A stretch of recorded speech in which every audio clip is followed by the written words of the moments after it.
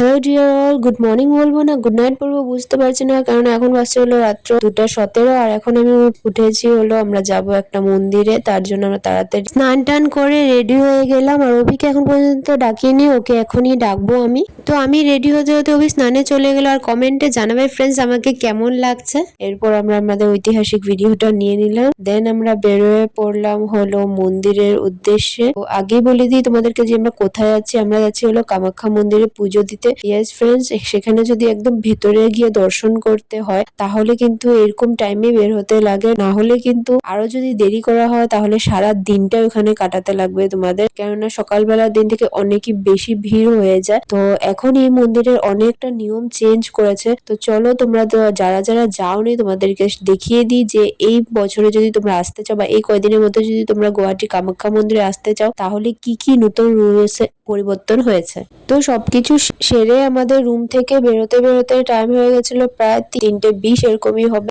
এরপরে আমরা এই ঘুটঘুটে অন্ধকারে পার করে চলে আসলাম হলো নীলাচল পাহাড়ে। দেন আমরা স্কুটিটা পার্ক করে চলে গেলাম প্রসাদ নেওয়ার জন্য। আর লাইনটা যেখানে ধরা হয় সেখানেটা এখন পর্যন্ত ভিড় হয়নি, লাইনটা রাস্তাতেই দেওয়া হয়েছে। কোথায় দেওয়া আছে সব দেখাবো তোমাদেরকে, তার আগে প্রসাদটা নিয়ে নি। আর অভির ইচ্ছে ছিল এবার চুন্নি চড়াবার, ও চুন্নিও নিয়ে নিয়েছিলাম, বাকি সব প্রসাদই যা ছিল সব নিয়ে নিলাম। এরপর কমপ্লিট করে আমরা চলে গেলাম লাইনের দিকে।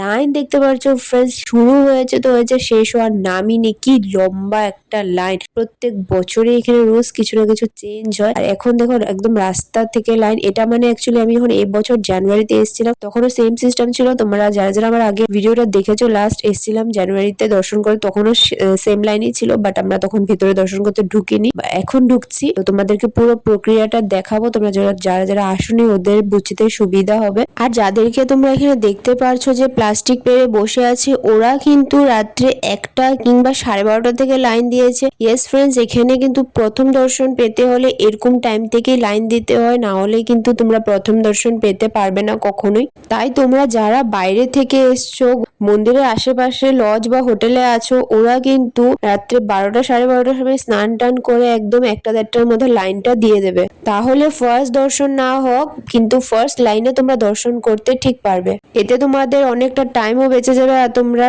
সারাটা দিনে আরো গুয়াহাটির কয়েকটা ভালো ভালো দর্শনীয় স্থানও দেখতে পারবে। তো এরপর অনেকক্ষণ ওয়েট করার পরে আমরা ভেতরের দিকে চলে গেলাম। এখানে এসে একটু বসলাম, বসে রেস্ট করলাম। তারপরে লাইনটা জিগজ্যাগ ভাবে যাচ্ছিল হলো এই উপরের জায়গাটা যে দেখছো সেখানে তোমাদের আইসটা স্ক্যান করা হবে। এরপরে তোমাদেরকে একটা কুপন দেওয়া হবে। আগে যেরকম জাস্ট নর্মালি কাগজের কুপন দিত যেখানে নাম্বার লেখা থাকতো, এখানে তোমাদের ফটো থাকবে, মন্দিরের বিষয়ে অনেক কিছু লেখা থাকবে। তারপরে এই কপিটা নিয়ে তোমাদের চলে যেতে লাগবে হলো একদম ভেতরের দিকে। এই জায়গাটা আবার আগের মতনই আছে, যেরকম 3টা কেস বানানো ছিল। তো আমাদের যেহেতু বেশি জন মানুষ ছিল না, প্রায় 400 কি 450 জনের মতনই ছিল, তো আমরা সবাই ডাইরেক্ট লাইনেই পৌঁছে গেছিলাম। এখানে ওয়েট করার কোনো দরকারই পড়েনি আমাদের।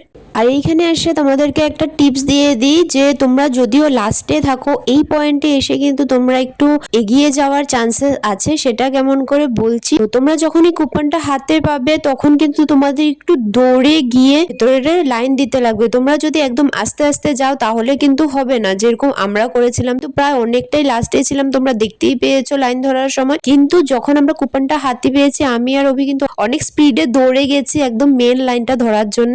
তার জন্য আমরা অনেকটাই এগিয়েছিলাম। লাইনে যাওয়ার জন্য মাত্র একজন মানুষই ছিল, কিন্তু যত বেলা বাড়তে থাকবে এখানে কিন্তু মানুষের সংখ্যাও তত বাড়তে থাকবে, তত গাইডনেসও বাড়বে। তো সকাল সকাল যাওয়াটা একটু বেশি বেটার সবকিছুর জন্যই। এরপরে আমরা দেখতে পারছো মেন লাইনে এসে গেছি আর এখানে এসে ওয়েট করছিলাম। এইখানে কিন্তু আমরা অনেকটাই থেমে থেমে গেছিলাম, কিন্তু তথাপিও সেটা গায়ে লাগেনি, কেননা বসার জায়গাও ছিল, ফ্যানও ছিল।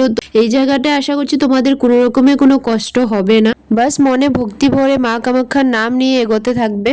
তো মেন লাইনে এসে আমাদের প্রায় 3বারের মতনই অপেক্ষা করতে লেগেছে, একটু বেশি বেশি টাইম ধরে। এরপরে আমরা ফাইনাল স্টেজে গিয়ে পৌঁছলাম। আর এইখানে কিন্তু ফোন, কোনো রকমের ক্যামেরা একদমই এলাও না।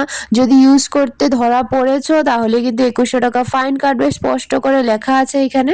আর আমাদের পাশে যে লাইনটা দেখতে পাচ্ছ সেটা হলো ভিআইপি লাইন, যার টিকিট হলো 501 টাকা। সেটা তোমরা মন্দির থেকে এসে নিতে পারবে। সেই লাইনটা কিন্তু অনেকই ছোট হয়। মন্দিরের ভেতরে তো অবভিয়াস অবভিয়াসলি ফটো ক্যামেরা একদমই এলাও নয়, কারো করাও উচিত নয় আমার মতে, কেননা এটা একটা পবিত্র স্নান হয়। যে কোনো জায়গারই মন্দিরের ভেতরেটা পবিত্রই জায়গা হয়, তো সেইখানে মনে ভক্তি নিয়ে যেতে লাগে, হাতে ক্যামেরা নিয়ে চারিপাশটা দেখানোটা ইটস ওকে, বাট মন্দিরের ভেতরেরটা নয়। বিশেষত যেখানে উল্লেখ করা থাকে যে এখানে ক্যামেরা করা বারণ, কিন্তু কিছু কিছু মন্দিরে আবার ভিডিও করতে ফটো তুলতে এলাও করে, তো সেসব জায়গায় করলে কোনো আপত্তি নেই। কিন্তু অনেক কয়টা ভিডিওতে দেখেছি যে কেউ কেউ লুকিয়ে লুকিয়ে ভিডিও করে, আবার সেটা প্রকাশও করে যে আমি লুকিয়ে ভিডিও করেছি মানা করার সত্ত্বেও। তোমরা বলবে ফ্রেন্ডস এটা কতটুকু ঠিক আর কতটুকু ভুল। তো এটা হলো একটা গণেশের মূর্তি, এখানে সবাই উইশ করে কয়েন চিপকায়। মান্যতা আছে যে যাদের কয়েনটা চিপকে যায় ওদের উইশটা নাকি পুরা হয়। তো অভিও এখানে একটা কয়েন চিপকে দিল কিছু উইশ করে। এরপরে আমরা চলে গেলাম ভুবনেশ্বরী মন্দিরের দর্শনে, যেটা হলো কামাখ্যা মন্দিরের ঠিক উপরে। এই মন্দিরের মান্যতাও কিন্তু খুব আছে, কেউ কেউ বলে যে কামাখ্যা মন্দির দর্শন করে এই মন্দিরটা যদি দর্শন না করি তাহলে কিন্তু কোনো কিছুই ফলে না।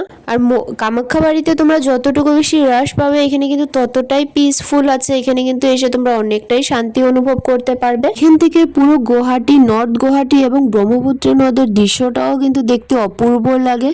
তো আমরা কতক্ষণ এখানে বসে একটু পিসফুল টাইম কাটাই। তোমরা যাওয়ার আগে চ্যানেলটাকে সাবস্ক্রাইব করে দিয়ে যেতে ভুলো না। ভিডিওটা কেমন হয়েছে কমেন্ট করে জানাবে। কোনো রকমের কোনো সাজেশন থাকলে কমেন্ট সেকশন খোলা আছে ফ্রেন্ডস, কমেন্ট করে দিও। আর ভালো লেগে থাকলে অবশ্যই একটা লাইক করে দিও। দেখা হচ্ছে আবার নেক্সট কোনো ভিডিওতে। ততক্ষণের জন্য stay happy and keep smiling. By.